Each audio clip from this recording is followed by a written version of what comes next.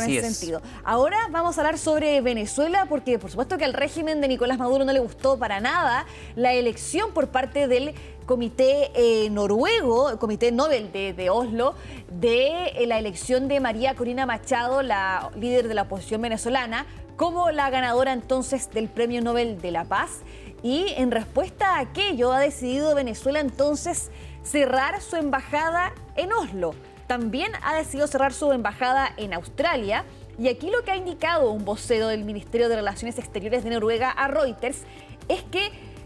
recibieron la notificación del cierre, pero sin ninguna explicación al respecto, y decían también que era bastante lamentable porque si bien tenían diferentes puntos de vista, sin duda que querían mantener un diálogo abierto con Venezuela, y que también ahí declaran de que el premio Nobel es independiente del gobierno noruego, es decir, no tienen ahí la relación, pero de todas formas ahí se ocurre esta decisión justo después de que se anuncie entonces este premio Nobel de la Paz. Por supuesto que ahí hay una relación también y quizás una represalia por parte del gobierno venezolano respecto a sus sedes diplomáticas, en este caso en Noruega, y también decidió hacerlo en Australia, y va a abrir nuevas sedes diplomáticas en Burkina Faso y Zimbabue, que son países africanos, todo esto en medio de una reestructuración de su servicio exterior y también tras semanas de tensiones con Estados Unidos en medio de, sabemos, esta presencia militar de buques militares de la potencia norteamericana frente a las costas venezolanas. Pero sin duda que incluso hablaba Nicolás Maduro, de hecho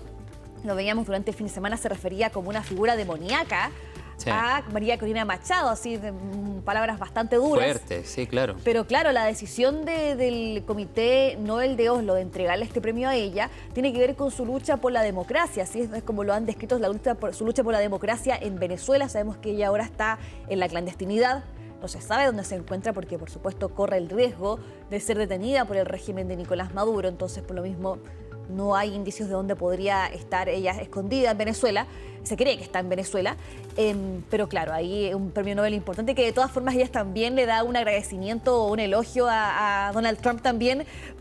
dado todo su labor, ¿no es cierto?, en esta propuesta de paz que logra finalmente en Medio Oriente, porque también ahí se hablaba si es que podría ser Donald Trump. No se creía que finalmente fuera él, pero de todas formas sí fue un candidato posible, al menos, por ejemplo, en el caso de Benjamín Netanyahu, sí lo postuló como candidato al Premio Nobel de la Paz.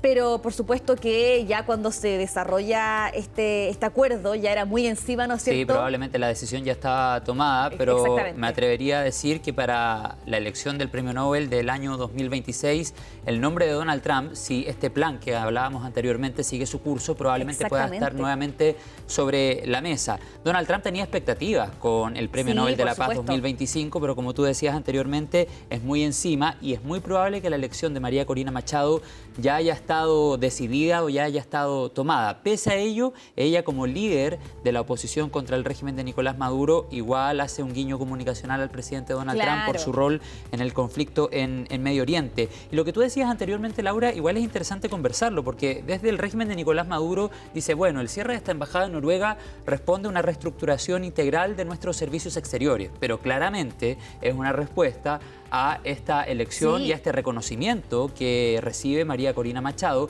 quien, recordemos, tuvo un rol fundamental en la campaña de Edmundo González, en las cuestionadas elecciones venezolanas. Claro, sin duda que es un guiño y también no ocurre al azar también esta decisión. Por supuesto que ahí habrá que ver de qué forma va a poder ahí los venezolanos trasladar sus asuntos diplomáticos quizás a otras embajadas que se ubiquen en este caso en Noruega y en Australia. Pero, por ejemplo, en el caso de Noruega, ellos no tienen sede diplomática en Caracas. De hecho, todos sus asuntos o misiones diplomáticas se desarrollan en la Embajada de Colombia. Y también hay, por supuesto, los ciudadanos que son noruegos y que pudiesen vivir en este caso en Venezuela, todos los asuntos los revisan en la Embajada de Colombia, pero ahí hay que ver también de qué forma van a poder, porque sabemos que, al menos, no sé, en Australia, por ejemplo, sin duda que pueden vivir muchos venezolanos también. Ahí qué va a suceder con sus asuntos diplomáticos, ahí también ahí queda la duda, qué embajada va a tomar esa labor. Pero por supuesto que ya se nota parte de esta represalia por parte del régimen de Nicolás Maduro, que ha sido también lamentado ahí Claro, del gobierno noruego. se abre un tema que es importante de considerar, por eso desde la actual administración chilena, cuando también ha habido roces o cuando también ha habido cese de funciones diplomáticas con Venezuela, se abre un proceso de incertidumbre para los ciudadanos de ese país que residen en un determinado territorio. No es un tema menor. Por supuesto que no es un tema menor, así que también vamos a ver si es que se da alguna resolución también para las personas ciudadanos venezolanos que pudiesen entonces vivir en Australia y también Noruega. Ahora vamos al último tema porque ¿de qué se trata? A ver. Intensas lluvias que se han registrado lamentablemente en el este de México y que ya han generado un aumento de los desaparecidos, 67 personas desaparecidas, 64 personas fallecidas debido a intensas lluvias que han provocado daños en las infraestructuras, también interrupciones eléctricas, distintas afectaciones en las comunidades del este del país que se han visto finalmente afectadas entonces, pero son las zonas prácticamente las que están, los estados más afectados son Veracruz, Hidalgo, San Luis Potosí, Puebla y Querétaro. Es ahí donde se han registrado entonces las mayores complicaciones debido a estas inundaciones y con el aumento entonces también de personas desaparecidas lamentablemente porque se suman 2 casos que no habían sido comunicados anteriormente, entonces ahora son 67 las personas que se encuentran desaparecidas debido a estas intensas lluvias que afectan a 5 estados del país. También una asistencia bastante importante que se está desarrollando con, por ejemplo, 6.650 personas que entregan atenciones médicas, también traslados a albergues, por supuesto también hay personas que se han encontrado damnificadas debido a la situación. Ahí vemos, por ejemplo, parte de las imágenes de lo que fue este fin de semana, de hecho, de las afectaciones en distintas zonas debido a esta terrible situación y todo esto por intensas lluvias finalmente que se producen en esa zona de México y que dejan una cantidad bastante impresionante de personas fallecidas y también desaparecidos, que eso también es lo más preocupante finalmente si es que eso pudiese significar el aumento de las personas que están fallecidas lamentablemente debido a este hecho. Yo les decía entonces, es entre el este de México,